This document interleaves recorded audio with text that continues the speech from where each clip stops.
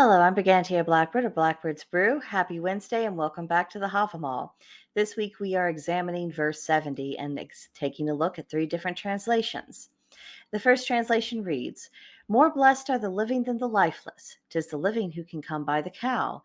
I saw the hearth fire burn in the rich man's hall and himself lying dead at the door." Olive Bray. Second translation.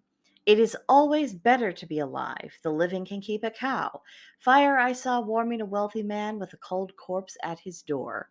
That's W.H. Auden and P.B. Taylor. And now for the final translation from the Cowboy Havamal. "Better to be alive no matter what than dead. Only the living enjoy anything. I've seen a rich man's corpse. It wasn't that different from a poor man's." And that, of course, is Dr. Jackson Crawford. So, this particular verse is telling us that life is to be valued, protected, and cherished. Our pagan ancestors did not go out of their way to court death.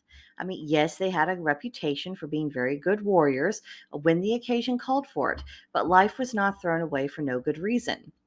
The dead do not get to enjoy the blessings of the living, and those benefits are not to be cast off or taken for granted. It is a wonderful thing to be alive, to be in corporeal form, and to get the full benefit of the physical senses.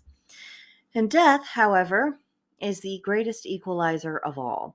Material possessions count for nothing when the time comes to shed the mortal coil. A wealthy person might have a more elaborate funeral than a poor person, but the remains of the dead are what they are, regardless of what money they had in life or how they're dressed up. Whatever comes next for the deceased, their dealings with the physical world are at an end, at least for the present time, and their needs beyond the veil are not the same as the needs of the living. So it is best to make the most of what we have in the here and now while we are still able to enjoy it. So some food for thought there. Leave your own impressions of this rune, your own interpretations, and what it means to you in the comments below, or come see us on Gilded. There's a link to join us in the description box, and you'd be very welcome. But that will do it for now, and I'll see you next time. Bye.